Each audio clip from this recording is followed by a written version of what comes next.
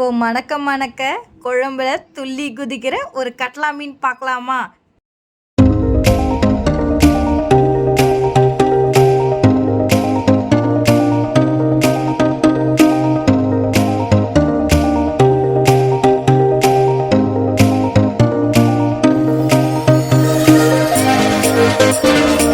நிறைய நாளாக என் கையாலேயே குழம்பு செஞ்சு செஞ்சு மீன் குழம்பு சாப்பிட்டு போர் அடிச்சு போச்சுங்க.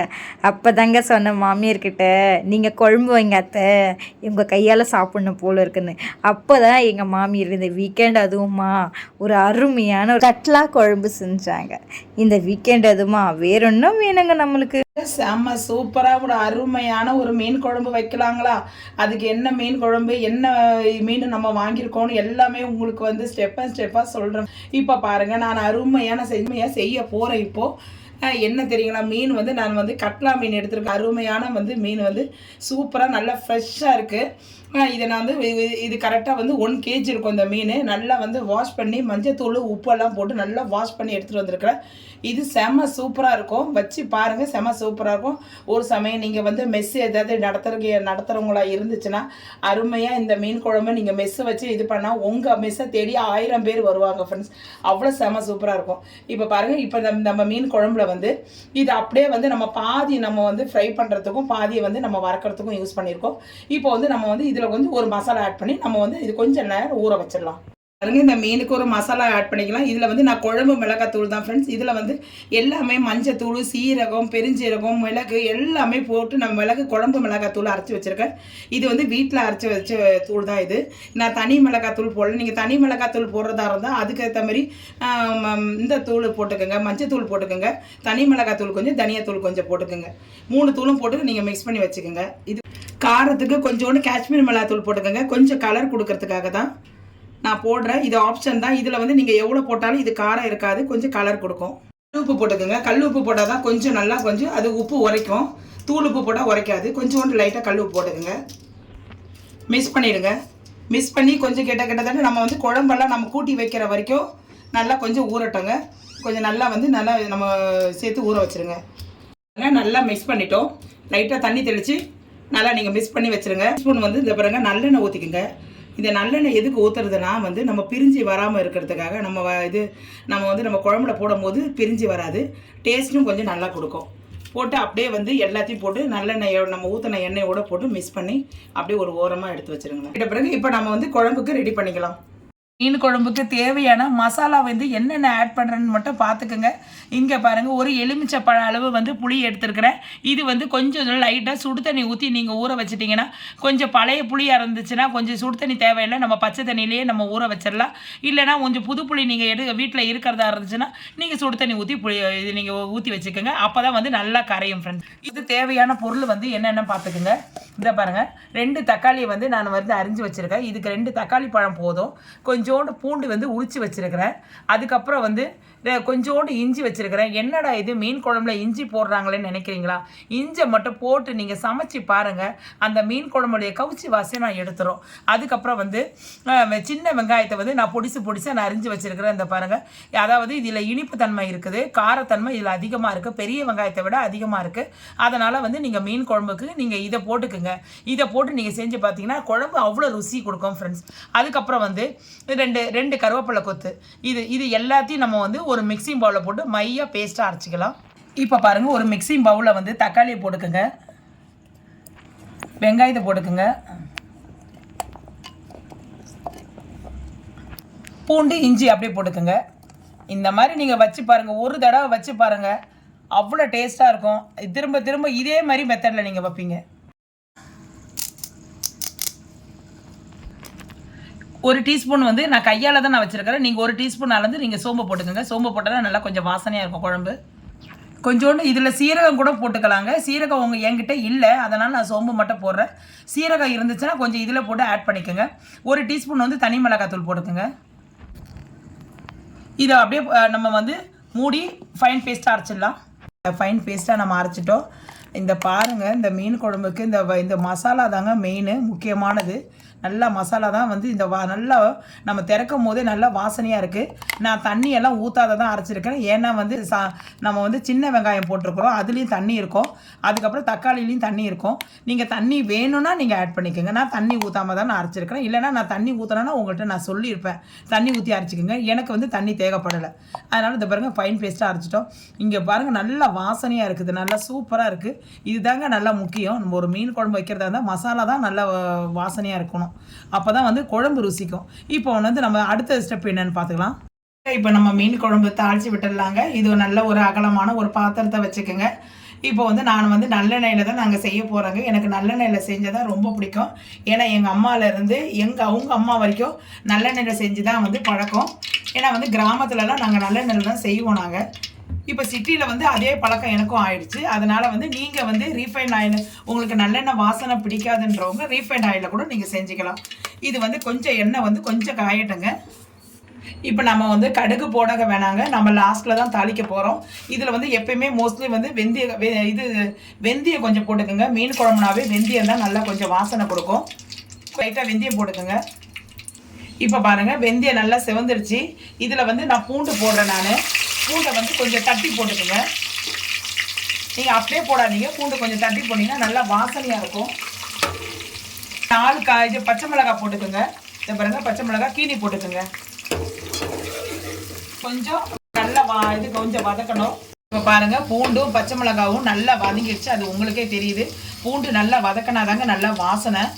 இதுக்கப்புறம் வந்து நம்ம அரைச்சி வச்சுருக்கோம் இல்லைங்களா விழுது, நம்ம தக்காளி வெங்காயம் மசாலா எடுத்து நம்ம இதில் போட்டுருங்க.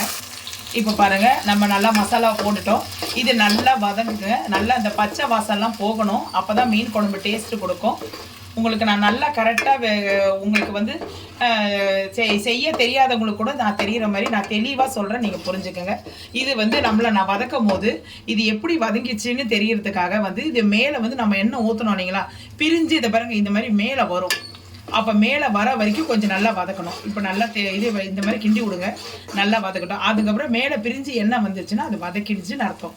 நம்ம புதுசாக செய்கிறவங்க யாராக இருந்தாலும் இதை நீங்கள் பார்த்தீங்கன்னா அவங்களும் மீன் குழம்பு வச்சிடலாம். அதுக்காக தான் நான் தெளிவாக சொல்கிறேன் உங்களுக்கு. கொஞ்சம் நல்லா வதக்கட்டுங்க. பாருங்கள், நம்ம வந்து நல்லா வதங்கிட்டு வருது.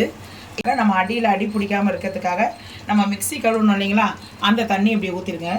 தண்ணியை ஊற்றிட்டு அப்படியே வந்து நீங்கள் கிண்டி விட்டுக்கிட்டே இருங்க. ஸ்லோவாகவே வைங்க, அப்போ தான் வந்து அடி ரொம்ப பிடிக்காது. இப்போ வந்து கொஞ்சம் நல்லா வதக்கட்டும். இந்த பச்சை வாசம்லாம் நல்லா போனாதாங்க குழம்பு அவ்வளோ ருசிக்கும். நீங்கள் வதக்கிறதுல தாங்க இருக்குது, வேறு ஒன்றுமே இல்லை. குழம்பு வந்து எல்லோரும் வச்சிடலாம், ஆனால் அதை பற்றி இல்லை. ஆனால் வந்து இதை கொஞ்சம் நல்லா வதக்குங்க. வதக்கிட்டு அந்த பச்சை வாசம் போதான் உங்கள்கிட்ட சொன்னீங்களா, இது மேலே வந்து அப்படியே வந்து எண்ணெய் நிற்கணும். எண்ணெய் அப்படியே அப்போ தான் வந்து கரெக்டாக நம்ம பதம் வந்துருச்சுன்னு. இது பாருங்கள், நல்லா கொதிக்குதுங்களா, எண்ணெய் வந்து நிற்கணும். இது பாருங்கள், எண்ணெய் வந்து தெளிக்குது பாருங்கள். இது பாருங்கள், இது தெரியுதுங்களா பாருங்கள். அது பாருங்கள், வெள்ளையாக இது பாருங்கள், சிவப்பாக வருது பாருங்கள். இப்போ வந்து இன்னும் கொஞ்சம் நேரம் நல்லா வந்து நம்ம தண்ணி ஊற்றிருக்கோம். இப்போ கொஞ்சம் நேரம் அப்படியே சிம்மில் வச்சு கொஞ்சம் நல்லா கொதிக்க விடுங்க. சொன்னேன் இல்லைங்களா, எண்ணெய் பிரிஞ்சு நல்லா மேலோடு வந்துருக்குது பாருங்கள். உங்களுக்கு தெரியும். இந்த பாருங்கள், எண்ணெய் பிரிஞ்சு நல்லா மேலே வந்திருக்குது. இதுதான் வந்து கரெக்டான பக்குவம். அதாவது நான் உங்கள்கிட்ட சொன்னேன் இல்லைங்களா, எண்ணெய் பிரிஞ்சு வந்துட்டுச்சுன்னா அது நல்லா வதங்கிடுச்சுன்னு அர்த்தம் அப்படின்னு சொல்லிட்டு. ஏதாவது தெரியாதவங்க யாராவது மீன் குழம்பு வைக்கிறதா இருந்தாலும் இதே மாதிரி நீங்களும் சொல்லுங்கள், அவங்களுக்கு சொல்லுங்கள், அவங்களும் தெரிஞ்சுக்கிட்டோம். இப்போ வந்து நம்ம வந்து ஒரு எலுமிச்சப்பழ அளவு புளி எடுத்து வச்சுருக்கோம். அதை நம்ம கரைச்சி வச்சுட்டு உங்கள்கிட்ட நான் காட்டுறேன். இதை பாருங்கள், அந்த நான் புளியை உங்கள்கிட்ட காட்டினேன் இல்லைங்களா, ஒரு எலுமிச்சப்பழ அளவு, அதை நான் நல்லா கரைச்சி உங்களுக்கு ஏற்ற மாதிரி, உங்களுக்கு வந்து எத்தனை பேர் இருக்காங்களோ அதுக்கேற்ற மாதிரி நம்ம கரைச்சி வச்சுருக்கோம். இதை எடுத்து அப்படியே நம்ம வந்து ஊற்றிடலாம். இப்போ பாருங்கள், அப்படியே கையில் வந்து நல்லா வடிகட்டிடுங்க. கையில் இருந்துச்சுன்னா நல்லா வடிகட்டிடுங்க. வந்து நம்ம மிளகாத்தூள் பார்த்து போட்டுக்குங்க. நம்ம வந்து ஆல்ரெடி வந்து பச்சை மிளகாய் வந்து பார்த்து போடுங்க. ஆல்ரெடி வந்து நம்ம போட்டு அரைச்சிருக்கிறோம் மிளகாத்தூள். காரத்துக்கு உங்களுக்கு வீட்டுக்கு தகுந்த மாதிரி போட்டுக்குங்க. பாருங்க, எவ்வளோ திக்கு வேணுமோ அதுக்கேற்ற மாதிரி நீங்கள் நல்லா பார்த்துங்க. நான் உங்களுக்கு அரைச்சி விட்ட மீன் குழம்பு தான் நான் வைக்கிறேன். இதுதான் செம்ம டேஸ்ட்டாக இருக்கும். ஏன்னா சிலவங்களுக்கு வந்து வீட்டில் இருக்க ஆம்பளைங்களுக்கு வந்து அந்த வெங்காயம் தக்காளி மேலே இருந்தால் சிலவங்களுக்கு பிடிக்காது. அதனால தான் இது இந்த மாதிரி அரைச்சி விட்டு நம்ம மீன் குழம்பு வச்சிங்கன்னா அவ்வளோ செம்ம டேஸ்ட்டாக நம்ம வேணும் கேட்பாங்க. அவ்வளோ டேஸ்ட்டாக இருக்கும். இதில் வந்து நீங்கள் உப்பு காரம் புளிப்பு எல்லாம் கரெக்டாக இருக்கான்னு இப்போ நம்ம டெஸ்ட் பண்ணுற நேரம். கொஞ்சம் கல் உப்பு போட்டுக்கங்க. ஆல்ரெடி நம்ம மீனில் போட்டு கல் உப்பு போட்டு பிரட்டி வச்சுருக்கோம். அதனால் உங்களுக்கு ஏற்ற மாதிரி உப்பு காரம் பார்த்துக்குங்க. நான் வந்து உப்பு போடுறேன். ஏன்னா எனக்கு உப்பே இல்லாத மாதிரி தான் இருக்குது. இதில் வந்து லைட்டாக உப்பு போட்டுருங்க. போட்டுட்டு இப்போ வந்து காரம்லாம் சரியாக இருக்கா இப்போ வந்து நம்ம டெஸ்ட் பண்ணி பார்த்துக்கலாம். உங்களுக்கு தகுந்த மாதிரி உப்பு காரம் புளிப்பெல்லாம் வந்து அட்ஜஸ்ட் பண்ணிவிட்டு நீங்கள் செய்யுங்க ஃப்ரெண்ட்ஸ். இப்போல்லாம் கரெக்டாக இருக்குது. உப்பு மட்டும் இல்லாமல் இருந்தது. நான் உப்பு இப்போ போட்டு நான் கரெக்ட் பண்ணிவிட்டேன். உங்களுக்கு ஏற்ற மாதிரி நீங்கள் அட்ஜஸ்ட் பண்ணி நீங்கள் கரெக்ட் பண்ணிக்கோங்க. அவ்வளோதாங்க. கொதி வரும்போது பாருங்கள் 10 வீட்டுக்கு வாசனை வரும் இந்த அரைச்சி விட்ட குழம்பு. அவ்வளோதான் ஃப்ரெண்ட்ஸ். இதை வந்து நம்ம அப்படியே போட்டு மூடிடலாம். ஒரு 15 நிமிஷம் நல்லா கொதிக்கட்டும். கொதி வரும்போதே உங்களுக்கு அந்த வாசனை தெரியும். அதுக்கப்புறம் நம்ம மீன் போடலாம். பாருங்கள் ஃப்ரெண்ட்ஸ், இதை பாருங்கள் நல்லா வந்து குழம்பு வந்து நல்லா கொதிச்சு இந்த பாருங்கள் இந்த இடம்லாம் வந்து எண்ணெய் நல்லா பிரிஞ்சு வந்திருக்குது. உங்களுக்கு தெரியுதா? இப்போ நல்லா கொதிச்சு இருக்குது. இப்போ இந்த நேரத்தில் வந்து நம்ம வந்து நம்ம மசாலா போட்டு தடவி வச்சுருக்கோம் இல்லைங்களா, மீனை எடுத்து நம்ம போட்டலாம் ஃப்ரெண்ட்ஸ். பாருங்க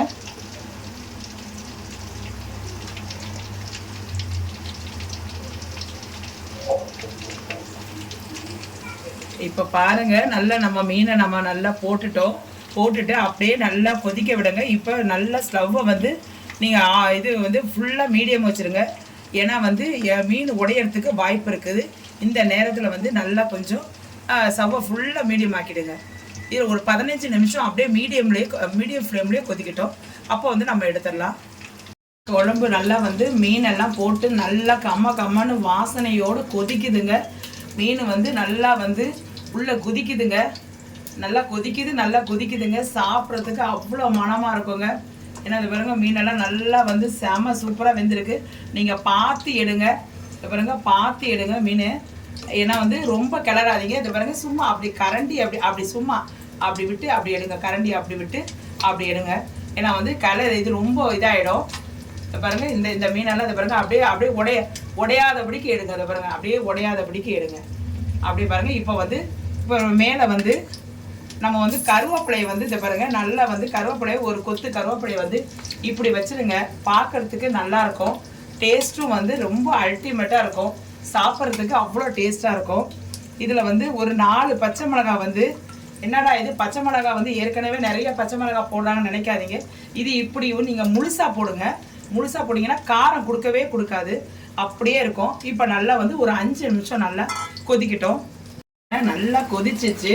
நல்லா வந்து கருவேப்பிலை போட்டு ஒரு 10 நிமிஷம் ஆயிடுச்சு. ஏன்னா அந்த கருவேப்பிலையோடைய எசன்ஸ் எல்லாம் அந்த குழம்புல எண்ணெய் இறங்கும் போது வாசனையாகவும் இருக்கும், சாப்பிட்றதுக்கும் நல்லா இருக்கும். அதுக்காக தான் நான் கருவேப்பிலையும் 4 பச்சை மிளகாயும் கீழாமல் போட்டேன். நீங்கள் வந்து அரிஞ்சு போடாதீங்க, அப்படியே போடுங்க. ஆனால் வந்து காரம் வராது, ஆனால் வந்து டேஸ்ட் கொடுக்கும். இப்போ பாருங்க அது பாருங்க இந்த எண்ணெய் பிரிஞ்சு நிற்கிதுங்களா, அது பாருங்க நான் உங்கள் கையில் காட்டுறேன் பாருங்க. எண்ணெய் பிரிஞ்சு இதுதான் வந்து நல்லா கொதி வந்து அடங்கிடுச்சுன்னு அர்த்தம். இப்போ மீன் குழம்பு செம சூப்பராக சாப்பிட்றதுக்கு நல்லா வாட்டமாக இருக்குது. இதுக்கு ஒரு தாளிப்பு கொடுத்துடலாங்க. இதில் வந்து நான் மோஸ்ட்லி வந்து நான் நல்லெண்ணெய் தான் ஊற்றுவேன். நீங்கள் வந்து உங்களுக்கு எந்த எண்ணெய் வேணாலும் ஊற்றிக்கோங்க. ஏன்னா அவ்வளோதான் டேஸ்ட்டு கொடுக்கும். இப்போ வந்து கொஞ்சம் கடுகு உளுத்தம்பருப்பு போட்டுக்கோங்க. ஆல்ரெடி வந்து மீன் குழம்புல வந்து நம்ம வந்து ஸ்டார்டிங்லேயே வந்து வெந்தயம் போட்டுட்டோம். அதனால் இப்போ வெந்தயம் வேண்டாம். இப்போ கடுகு உளுத்தம்பருப்பு மட்டும் போட்டுக்கோங்க. அது கொஞ்சம் பொரியட்டும். இப்போ கொஞ்சோண்டு வந்து கடுகு பொரிஞ்சிட்டு இருக்கும் போதே வந்து அப்படியே மிளகு போட்டுங்க. இப்போ நாங்கள் மிளகு போட்ட பிறகு இது நம்ம வந்து சின்ன வெங்காயத்தை அரிஞ்சு வச்சுருக்கேன். கொஞ்சம் நல்லா வாசனையாக இருக்கும். அதை வந்து நான் நீல வாக்கில் வந்து அரிஞ்சு வச்சுருக்கிறேங்க. அதுக்கப்புறம் கொஞ்சோண்டு கருவேப்பிலை, இதெல்லாம் கொஞ்சம் வந்து சின்ன வெங்காயம் கொஞ்சம் வதங்கட்டும். இதுதான் வந்து நல்லா லாஸ்ட்டில் நம்ம ஊட்டும் போது தாளிப்பு கொடுக்கும் போது அவ்வளோ கம்மன்னு வந்து கொஞ்சம் குழம்பு நல்லா இல்லாத குழம்பு கூட கொஞ்சம் டேஸ்ட்டாக இருக்கும். நீங்கள் இந்த குழம்பு செய்யும் போது கொஞ்சம் அன்போடையும் உங்கள் வீட்டுக்காரரை நினச்சிட்டு கொஞ்சம் லவ்வோடு செய்யுங்க. அதுக்கப்புறம் பாருங்கள் அந்த குழம்பு நல்லா இல்லாத குழம்பு கூட அமிர்தமாக இருக்குங்க. காஷ்மீரி மிளகாத்தூள் ஆட் பண்ணிக்கோங்க. ஸ்டவ் ஆஃப் பண்ணிவிட்டு அப்படியே போட்டிங்கன்னா கொஞ்சமாக வந்து தீஞ்சு போயிடும். அதனால் எந்த மிளகாத்தூள் நீங்கள் ஆட் பண்ணுறதா இருந்தால் ஸ்டவ் ஆஃப் பண்ணிவிட்டு ஆட் பண்ணிக்கோங்க. இந்த தாளிச்சதை இதில் அப்படியே சேர்த்துருங்க. அவ்வளோ செம சூப்பராக நல்ல வாசனையோடு இருக்குங்க. அவ்வளோதாங்க. அப்படியே நம்ம கிண்டி கொடுத்துடலாம். கட்லா மீன் குழம்பு ரெடி ஆகிடுச்சுங்க. சூப்பராக இருக்கும். சாப்பிட்டு பார்த்துட்டு எப்படி சாப்பிட்டு பார்க்கறதுக்காக நான் சொல்கிறேங்க. மீன் குழம்பு ரெடி ஆகிடுச்சு. சுட சாப்பாடோட இப்போ நம்ம சேவ் பண்ணி நான் உங்கள்கிட்ட காட்டுறேன். இப்போ பாருங்கள், செம்ம சூப்பரான ஒரு நல்ல மீன் குழம்பு ரெசிபியோடு உங்களுக்கு நான் வந்து வரவேற்கிறேன். இப்போ பாருங்கள் மணக்க மணக்க நல்ல மீன் குழம்பு கிரேவியோடு நான் உங்களுக்கு செய்து பாருங்கள். செம்ம சூப்பராக இருக்குங்க. நான் திறக்கும் போதே வந்து நல்லா கம்மன்னு நல்லா அப்படி ஒரு வாசனைங்க. நீங்களும் இதை செஞ்சு பாருங்கள். செஞ்சு பார்த்துட்டு எப்படி வந்ததுன்னு எனக்கு கமெண்ட் செக்ஷனில் சொல்லுங்கள். அருமையான மீன் குழம்பு, அரைச்சி விட்ட நல்ல மீன் குழம்பு, செம்ம சூப்பராக. நான் வந்து நல்லா கட்லா மீன் குழம்பு வச்சுருக்கிறேன். நல்லா அரைச்சி விட்ட குழம்பு, நல்ல வாசனையோடு நல்லா கம்மன்னு வந்து நான் வந்து வச்சுருக்கிறேன். அதுக்கு தகுந்த மாதிரி கட்லா மீன் ஃப்ரை பண்ணி வச்சுருக்கிறேன். இந்த பாருங்க எவ்வளோ அருமையோடு நான் அருமையான ஒரு மசாலா தடவி அதே மாதிரி தான் ஃப்ரெண்ட்ஸ். இதை வந்து மசாலா தடவி இதே மாதிரி நான் வச்சுருக்கிறேன் நான் இதுக்கு காம்பினேஷனோடு. ஏன்னா வந்து நான் வந்து 1.5 கிலோ மீன் வாங்கினேன். அதனால் பாதி குழம்பு வச்சுட்டு பாதியை வந்து நான் மசாலா போட்டு தடவி வந்து நான் உங்களுக்கு ஃப்ரை பண்ணி காட்டியிருக்கேன். இதே மாதிரி நீங்களும் செஞ்சு பாருங்கள். அதாவது அவள் செஞ்சு பார்த்துட்டு உப்பு காரம்லாம் கரெக்டாக இருக்கா, நல்ல டேஸ்டெல்லாம் எப்படி இருக்குதுன்னு சொல்லிட்டு எனக்கு வந்து நீங்கள் கமெண்ட் செக்ஷனில் உங்களுடைய கமெண்ட்டை நீங்கள் தெரிவிங்க. இந்த வீடியோ பிடிச்சிருக்கா பாருங்கள். என்னுடைய மீன் குழம்பு நான் வச்சது விதம் பிடிச்சிருந்ததா, இந்த ட்ரெண்டிங் சமையலுக்கு ஒரு சப்ஸ்கிரைப் பண்ணுங்கள். உங்கள் ஃபேமிலி அந்த ரிலேட்டிவ்ஸுக்கு யாருக்காக இருந்தாலும் இதை வந்து அப்படியே வந்து ஷேர் பண்ணி விடுங்க. ரொம்ப சொல்கிறேன், நான் வந்து இந்த வீடியோவை வந்து ஸ்கிப் பண்ணாத பாருங்கள் ஃப்ரெண்ட்ஸ். ஸ்கிப் பண்ணாத பார்த்தா தான் நான் எவ்வளோடைய அளவு எல்லாம் வந்து உங்களுக்கு கரெக்டாக தெரிய வரும். என்னுடைய வீடியோ அடிக்கடி பார்க்கணுன்னா பக்கத்தில் வந்து ஆல் என்ற ஆப்ஷனை நீங்கள் கிளிக் பண்ணிங்கன்னா அது வந்து நீங்கள் அதை கிளிக் பண்ணிங்கன்னா அது உள்ள உங்களுக்கு நோட்டிஃபிகேஷன் நான் போடுற வீடியோ வந்து உங்களுக்கு டெய்லி மார்னிங் வந்து காலையில் வந்துடும் ஃப்ரெண்ட்ஸ். இந்த வீடியோ பிடிச்சிருந்தா லைக் பண்ணுங்கள், ஷேர் பண்ணுங்கள், சப்ஸ்கிரைப் பண்ணுங்கள். மறக்காமல் உங்களோட ஃப்ரெண்ட்ஸுக்கு நீங்கள் ஷேர் பண்ணி விடுங்க. இதோடு உங்களோட விடைபெறுவது, அருமையான மீன் குழம்பு ஸ்பெஷலோடு வந்து விடைபெறுவது உங்கள் அலமேலு. நாளைக்கு ஒரு புது டிஷ்ஷோடு சந்திக்கிறேன் ஃப்ரெண்ட்ஸ். ஓகே தென் பாய்.